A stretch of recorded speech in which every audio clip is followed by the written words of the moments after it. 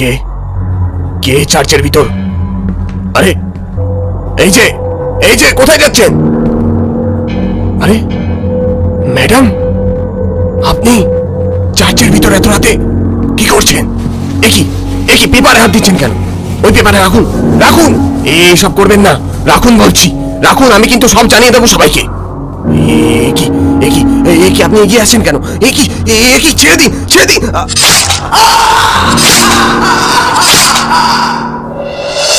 মাস 6 পরে অস্ট্রেলিয়া থেকে বসের সাথে দেশে ফিরছি। এয়ারপোর্ট থেকে যখন গাড়ি ছাড়লো তখন দুপুর গড়িয়েছে।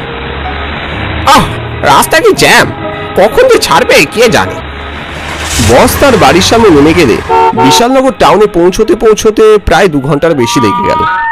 বিশালনগরের শেষ প্রান্তে আমাদের বাড়ি। দুপুরে মায়ের হাতে রান্না খাচ্ছি।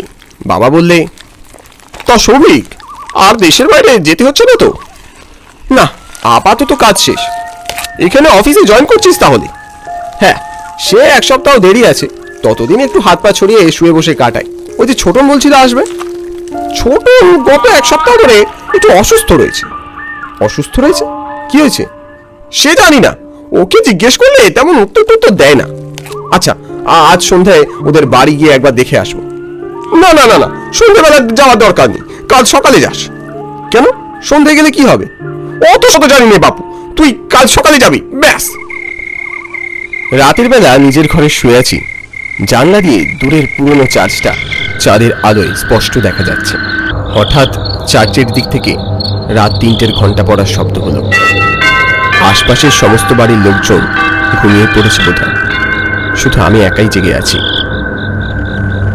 হঠাৎ স্পষ্ট দেখতে পেলাম শটপাঙ্গে কালো কাপড়ে ঢাকা এক ছায়ামূর্তি ঠিক আমার জানলার সামনে দাঁড়িয়ে রয়েছে।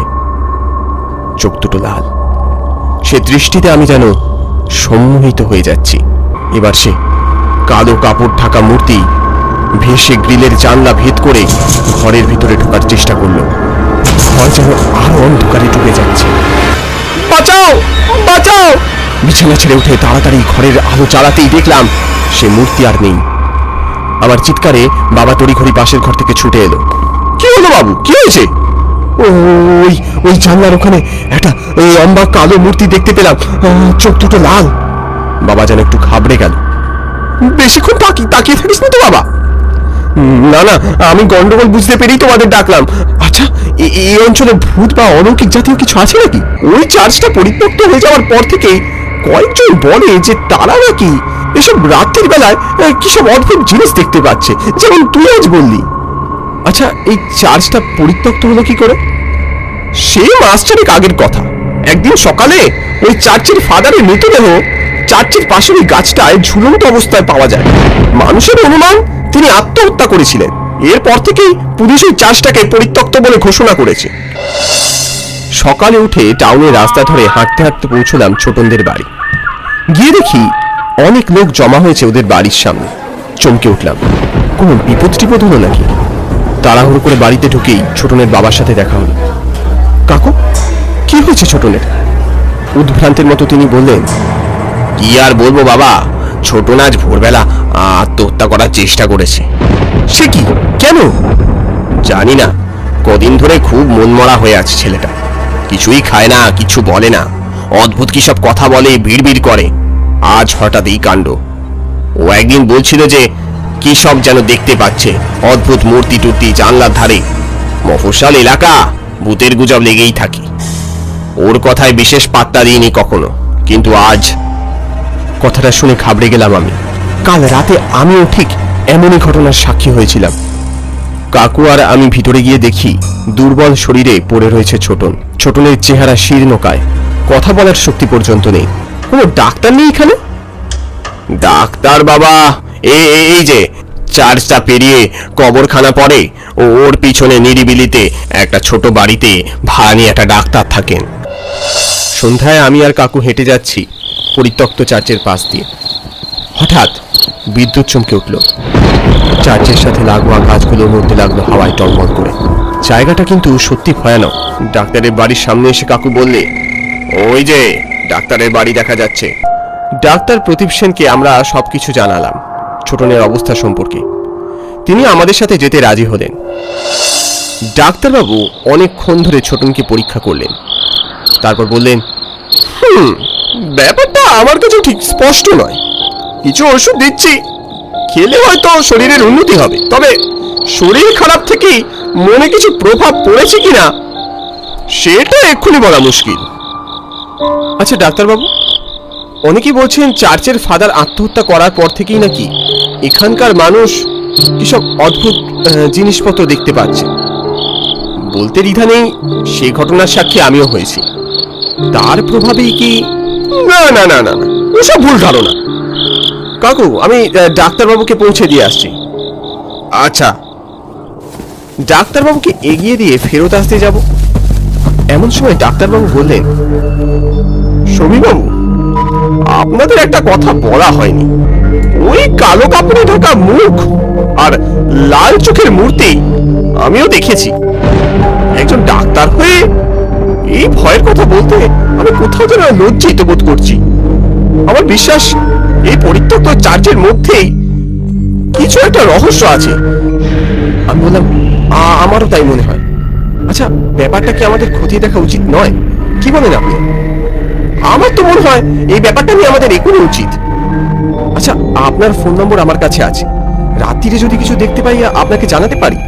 অবশ্যই, আমি রাত্রিরেও অ্যাভেলেবেল। আপনি যে কোনো সময় আমাকে ফোন করতে পারেন। ডাক্তারের কথায় আমি কিছুটা আশ্বস্ত বোধ করলাম। রাতের দিকে শুয়ে রয়েছি, হঠাৎ কিছু আওয়াজ কানে শুনতে পেলাম।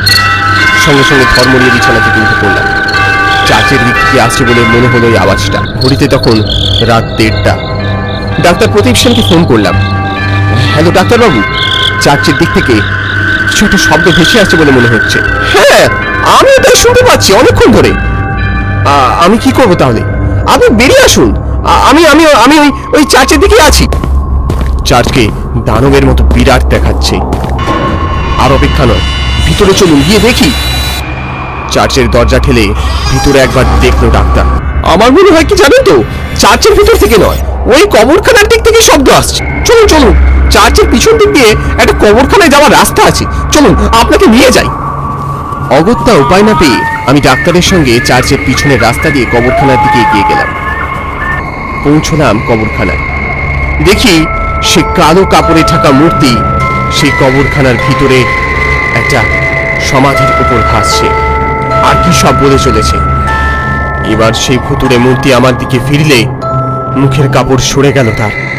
আতঙ্কে চমকে উঠলাম। কি, এ তো ফাদার নয়, এ তো একজন মহিলা। ডাক্তার শয়তানি হাসি হাসলো এবার। উনি একজন নাম অ্যাবাইগেল দিয়াসেন। আমি আটকে উঠলাম। আপনি কি করে জানলেন এসব?